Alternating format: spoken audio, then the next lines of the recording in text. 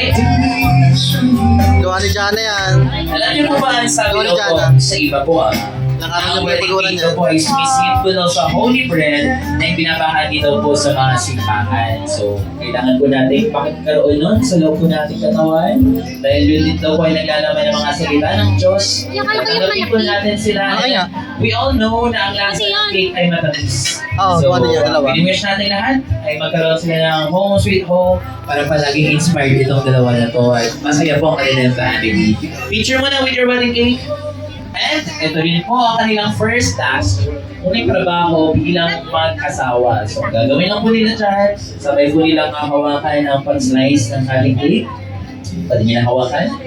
And tingin muna kayo sa ating mga bisita. Dahil magka-countdown kami. 3, 2, 1. Then after that 1, kailangan nyo yung slice ang inyong cake together. Again, everybody, countdown tayo, malakas. And tingin tayo sa kanilang dalawa. Ito po, again, ang kanilang unang trabaho bilang Mr. and Mrs. Veteran.